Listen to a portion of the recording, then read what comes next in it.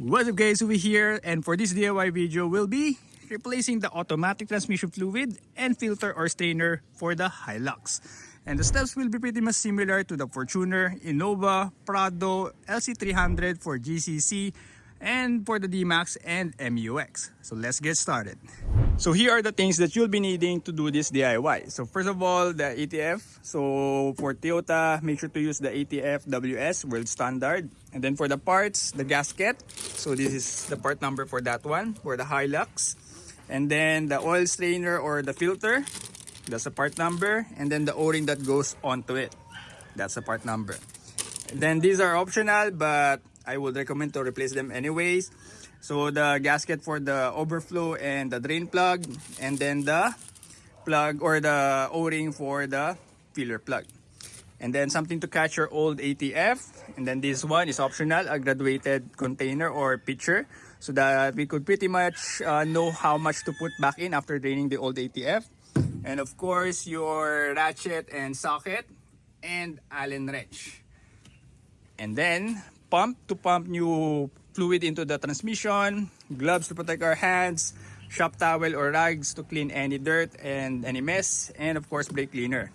So yeah, that's pretty much it, the things that we'll be needing for this DIY. I'll be providing the links on some of these products in the description. But for the parts, I got them from the dealer sa casa. Alright, so the first step is to remove any cover underneath your transmission. Like for example, on my case, this ARB UVP, so that we could access the oil pan of the automatic transmission. So I already removed some of the bolts. And that's the last two remaining. And then prepare to catch this heavy UVP. Yeah. Alright, and then we could already access the automatic transmission. And then I would also recommend to remove this cross beam right here, so that we could have more space to remove these bolts in front of the oil pan. So just grab a 14mm socket and then remove one bolt from here and another bolt from here, which I already removed. And off it goes. Just slide it back, since it's hooked right here on the end. Slide it back. Top tip, so that you don't lose your bolt, put them where you remove them. Alright, so before we drain the ATF from the oil pan, let's make sure that we could remove the filler plug first. So this is the front of the vehicle, this is the pan, this is on the right side of the vehicle, and then this is the filler plug. It has a WS on the bolt, meaning world standard. So that's the filler plug. So use a 24mm socket to remove that one.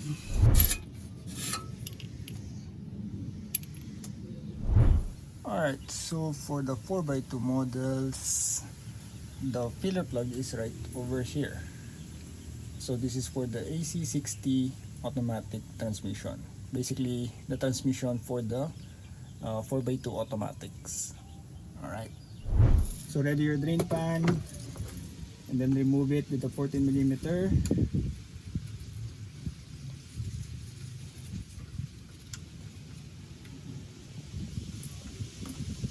And then gonna catch some sample.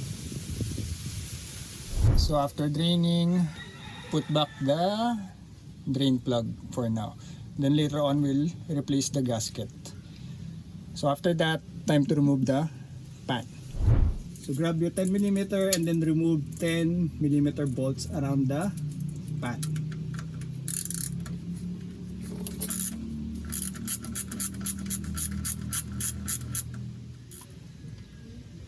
After removing all of the bolts, you could use a rubber mallet to gently tap on the pan, or a flathead screwdriver, or better, a plastic prying tool to separate the pan from the transmission.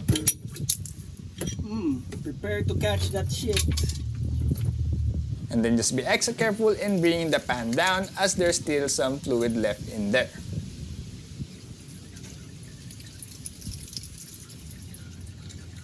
Alright, so after removing the pan, it's time to remove this strainer or filter. So it's held in by 3 10mm bolts, one right here, and one right here. So, yep. So after removing all the 3 10mm bolts, just pull this out and prepare for any drips. So just wiggle it out and prepare for that. So don't forget there's an O-ring right here. So if you cannot find it on the filter, try to check it right here on the bulb body. So remove that and we'll be replacing that one with the new one as well.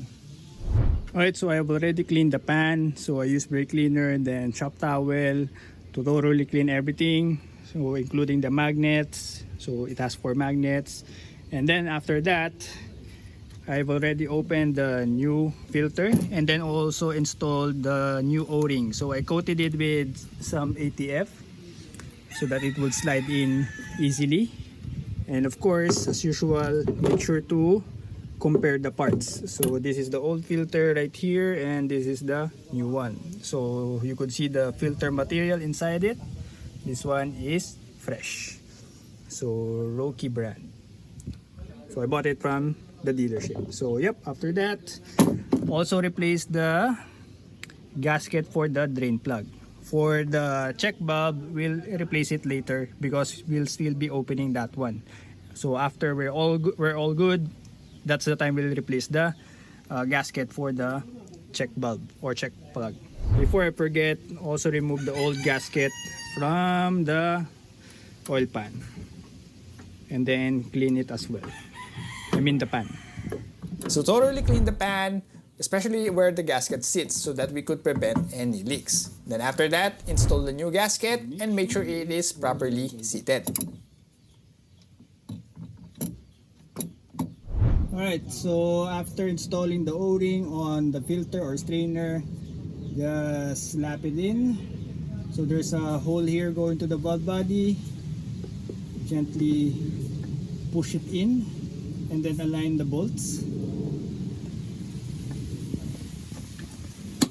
Up, if you hear the click, you're already good.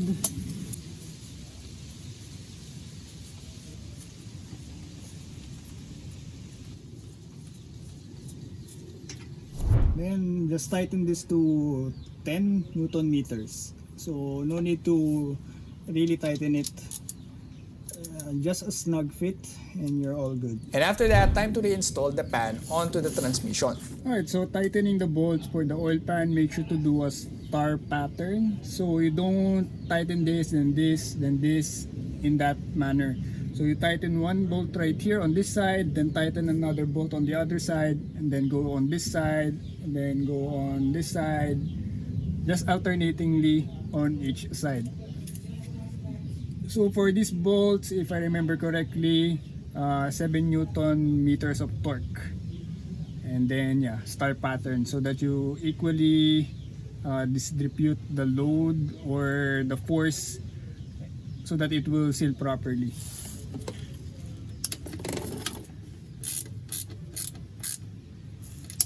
Then go to the upper part or the front part.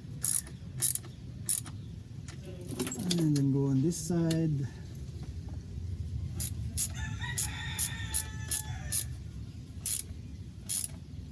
And go on the other side.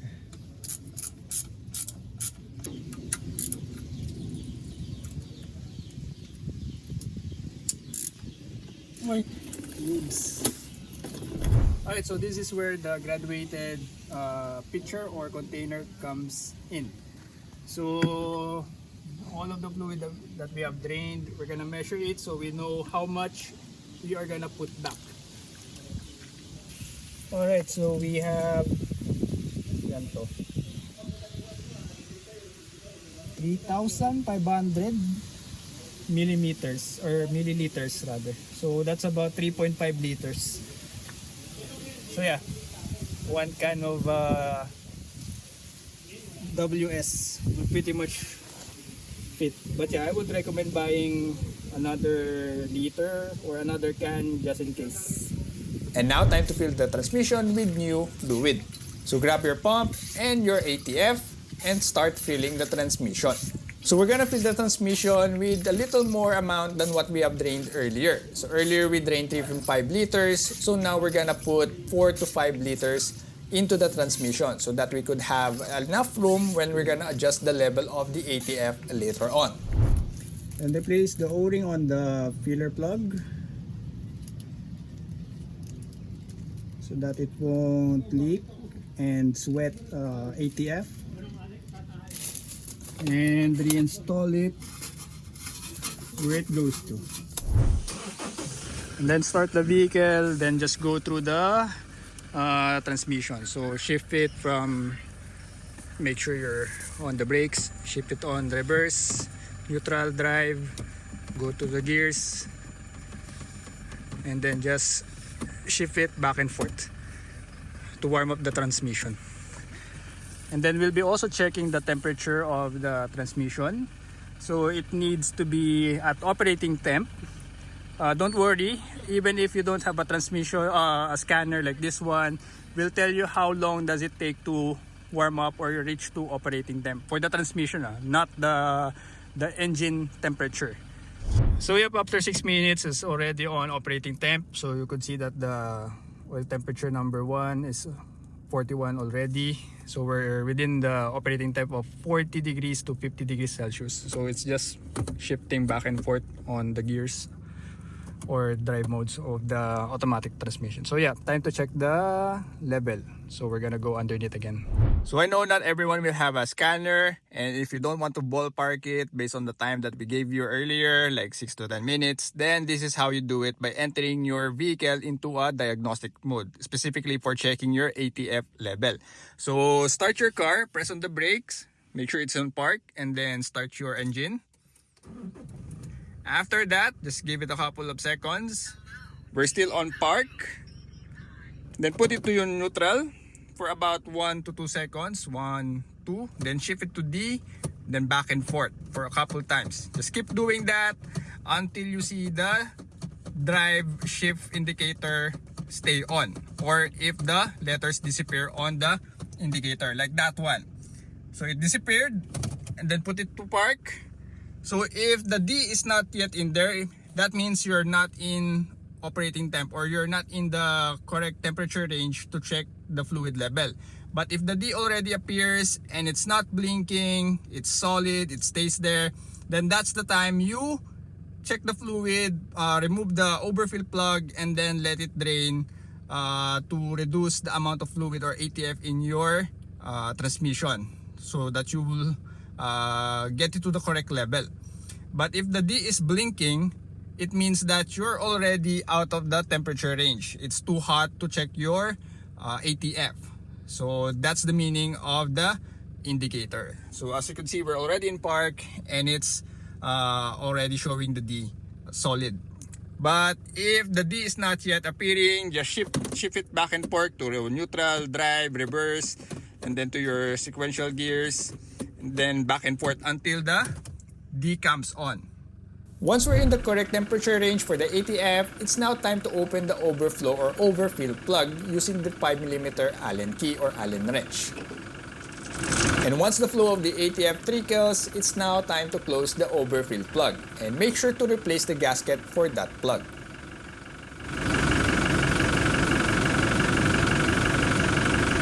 And don't forget to torque it at 20 Newton meters or 15 foot-pounds.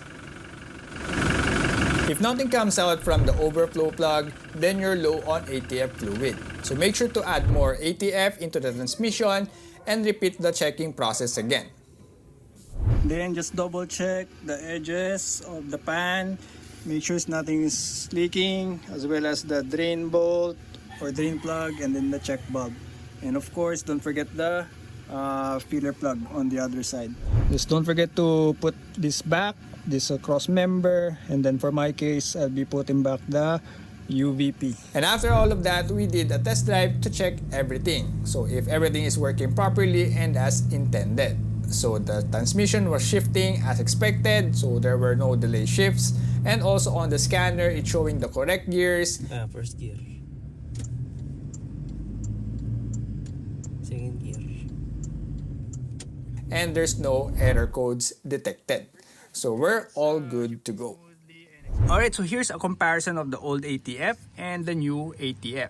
So you could notice on the old one, it's pretty dark but still has a reddish tint to it. And then here's the new one. Very red and very clear. So there's a big difference from the old ATF from the new ATF. So normally you will replace this somewhere around 80,000 kilometers to 100,000 kilometers depending on the make and model of your vehicle. So always check your owner's manual for the recommended service interval. But on my case, since I'm off-roading, the vehicle exposed to high revs, high load, and I have oversized tires, then I change it much earlier to prevent any issues with the transmission. So that's why I change it at 40,000 kilometers. Alright, so that's pretty much it for this DIY video on how to change your ATF fluid and your AT filter or strainer for the Innova, Hilux, Fortuner, Prado, HiAce, LC300, GCC, as well as the MUX and D'Max. Basically those vehicles that use the AC60 automatic transmission. And also I would like to thank Rain for providing the scanner so that we could properly check the temp and cross-reference it with the process that I have shown you earlier on how to check the fluid of the automatic transmission. So guys, if you find this video helpful, don't forget to like and share this and subscribe for more DIY videos if you haven't. So guys, thanks for watching and see you on the next DIY video. Bye!